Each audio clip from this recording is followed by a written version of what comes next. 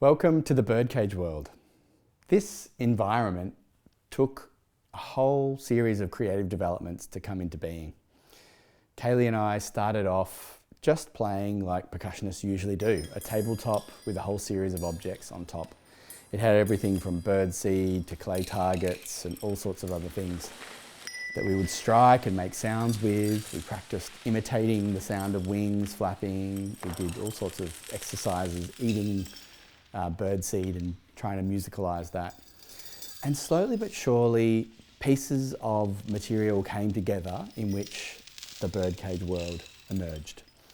One of the important realizations was that we didn't need drumsticks or mallets. In fact, the feathers themselves were a really interesting object to use as a striking implement. We could rub, we could strike, we could do ricochet actions. There was this sort of the tip or the rachis that we could use, and of course the soft, more textural parts of the feathers.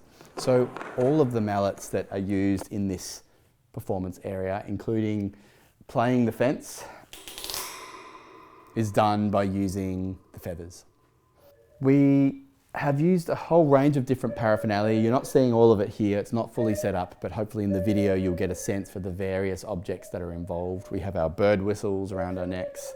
There are two amplified sets of anti-bird spikes that sound a lot like a kalimba when played.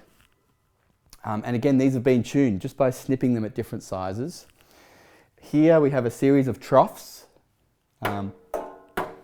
that hold different types of birdseed, and we're able to go in and literally feed ourselves and make music by chewing and so on in this section.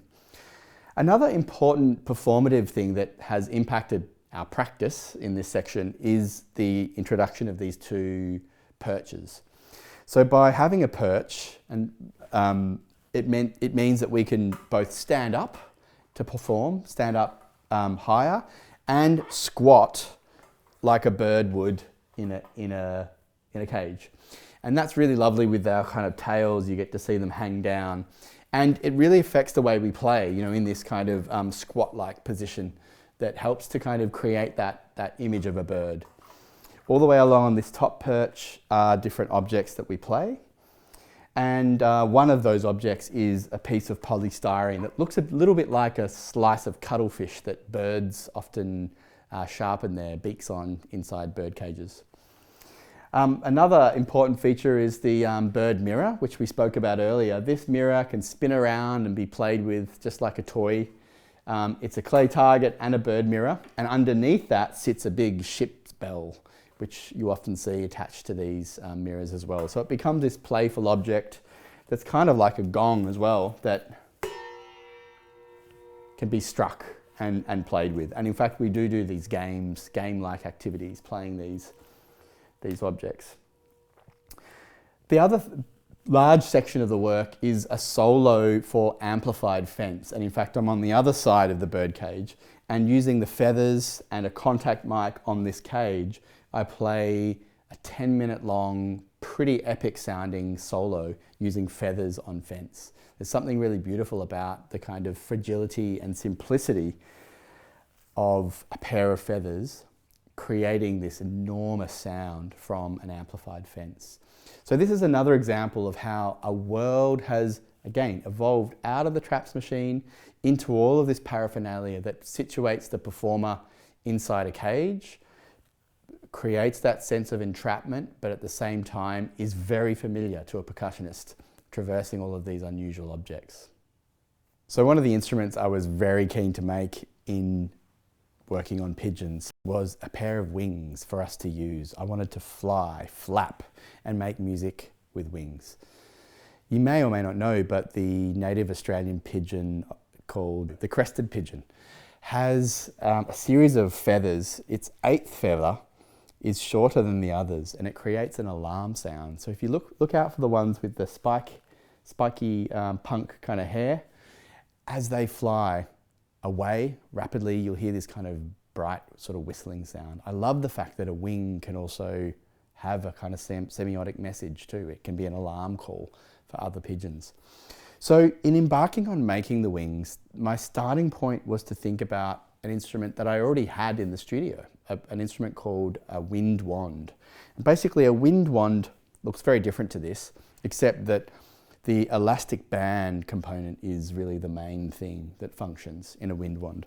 So it's basically a frame with a handle, and as it spins around, this elastic band vibrates and creates a bit like a bull roarer kind of groaning drone sound. It's pretty soft, but it's nevertheless a really beautiful tone, which I'll show you in a second.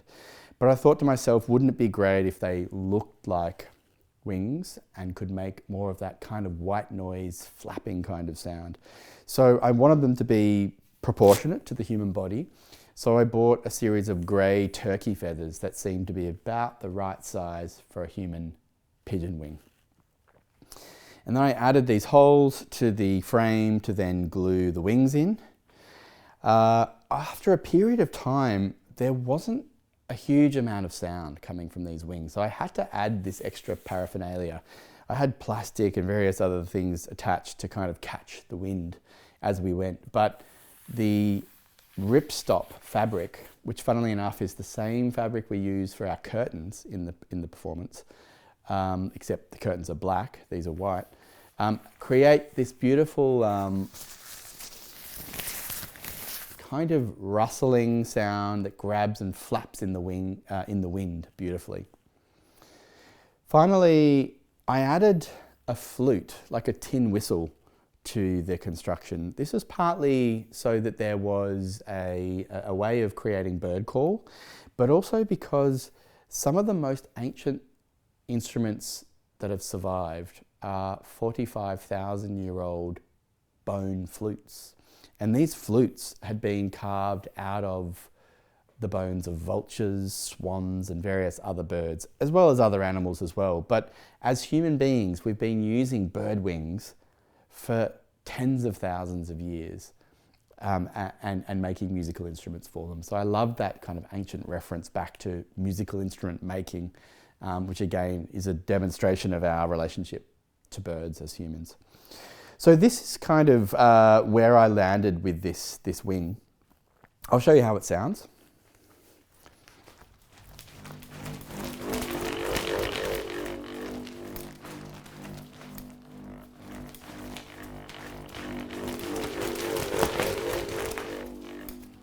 And it can be played using all kinds of different techniques, which you see in the performance. Hopefully you're seeing a few of those examples now on screen from some earlier creative developments. Now that sound, whilst it's quite close to the microphone, is pretty full, but it wasn't full enough for some of the passages we wanted to work through in this piece. So in fact, lots of different articulations happened with this work. We built a microphone that would attach to this. We put wireless microphones, a lot like the one that's pinned to my neck there. We attached that to the wings to get a better sound, but the wind and the various other, the weight in particular of the wing became too difficult to handle. So what we ended up doing was creating an even longer wing, which meant that the distance that the wing travels when it does its circular motion is even greater. And on this occasion, we have a single elastic with a little bit less tension on it in order to get a slightly lower pitch and a bit more sensitivity out of the elastic.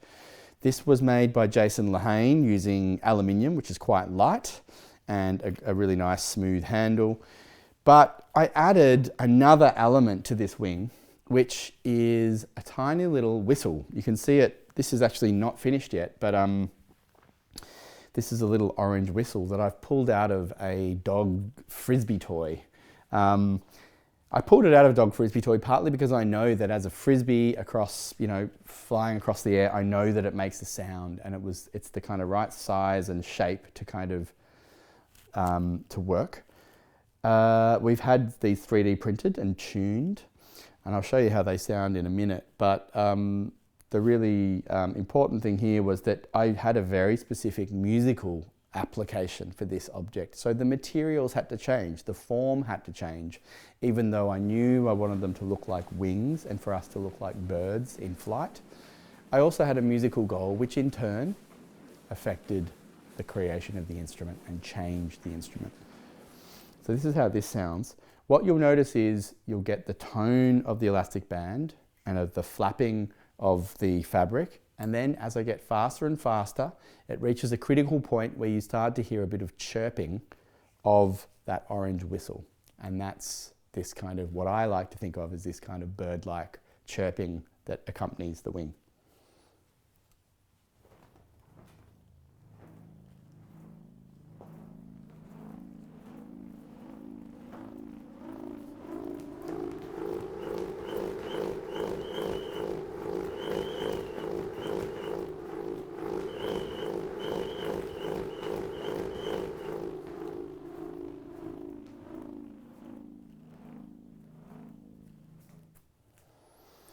And they are the wing wands that feature on a number of occasions throughout the work.